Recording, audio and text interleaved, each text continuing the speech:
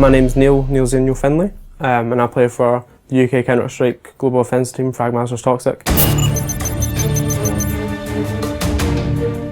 I was actually one of the support players in the team, and I only took up the role of team leader when we kind of ran out of ideas and we needed some fresh in and use those individual roles to your advantage and just try and capitalise on it. This is D nuke, so if you're on the terrorist side and you're going to take A, which is the main bomb site, if you're going to come out onto the upper site here, usually you'll have your entire teammate rushing through this hut area, then you'll have a couple of guys coming through the squeaky door.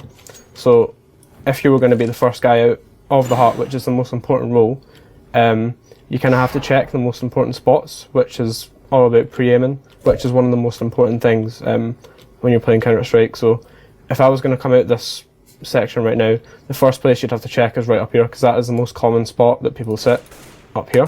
So if you were going to come out, have your crosshair there already, so you're not coming out looking at the floor, then you have to bring it up. So if you're already coming out and pre-aiming up there, you can just come out and instantly be at the right kind of height to get the first kill. And then second point of contact is in this crow's nest area. So once you've cleared that area, you can just get onto the bomb site. Make sure on the rafters is the most important places to check. You have a couple of players that will drop down here, so obviously you need to pre-aim around here and check this kind of corner. But if you're playing a passive player with an op, they would be away out in this garage here. So if you were coming out, like I said, on the second row of coming out a squeaky door, you would try your best to try and get out of this area.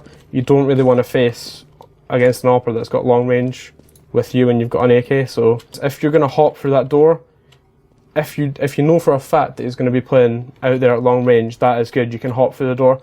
But if you're jumping around and your teammate does not make that kill up there, then that's going to leave you totally vulnerable, because you can't shoot very accurately whilst jumping. So if there's a counter-terrorist sat on the site here, or if there's one up there, then you're going to die if you're jumping about. So you just have to try and get out the door as fast as possible. You can maybe jump once round the corner, but even if you can get a smoke grenade off as soon as possible, that's perfect.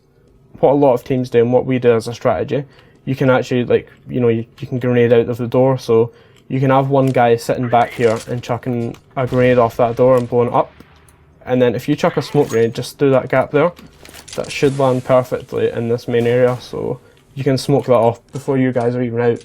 So if you can set up strategies before and get that down to a T, you can time it perfectly. So as soon as that grenade goes off, the door is going to be open, and then half a second after that smoke grenade is going to be down. So you're covered completely from that area, and you can just get out, and you don't have to worry about your back really at all. So you can do it with flashbangs as well, and it'll even blind the people up there that are coming onto the site. So yeah, that's ideal. If you can get that down, then it's a really good tactic to do. Like I was saying about pre-aim as well, if you've got a spare person, you have your first two players going out here, and then you'll have one guy just coming to the hut and spotting through that smoke, just in case a counter-terrorist tries to take it really quickly. You can just sit there and hold it off. If you were a counter-terrorist and you were going to play more aggressive, a lot of players like to get into this spot here. So they'll just kind of wait behind the hut and just sit here, and then flashes coming through the skylights out there won't blind you at all. A lot of players, especially if you're just playing against casual players, they will kind of check up here first. So you've got that advantage on them if you're playing aggressive. You can get the first guy and you can just run in and control the hut area. You've totally stopped the rush and you're guaranteed the first couple of kills. Or if you're playing an aggressive team, for example, we've got a aggressive push that we do, which is really good as a counter-terrorist. You basically just take control of the lobby instantly, so that terrorists can't do anything. So if you've got the first three guys in your team with the best spawns from CT, you come all the way down here. So the first three guys will just rush through, keep their guns out, and they'll just take control of this area. And a lot of the time, the terrorists will just be sitting here getting set up and getting ready to do a slow round. And then you'll have your fourth member jumping down onto the site, just chucking a flashbang off this hut, this wall of the hut here, which will basically blind anyone in this area. So the usual default setup for terrorists, they'll just have a couple of guys coming in here, taking control of the ramp, and you'll have one person spotting here. So if you're playing against an aggressive team, which has only really done a couple of rounds, so that flash totally eliminates this person here. and he's going to have to fall back. If he faces this person in hut, he's dead. So it totally cuts this guy off. So you've basically isolated the 2 terrorists that are going to be taking this area, and you'll have 3 of your teammates pushing them, and they won't be expecting it at all, so they'll definitely die. So it's really easy to get the first couple of kills, and then you can just fall back. And once you've fallen back, you know you've got the advantage, you don't have to push anymore.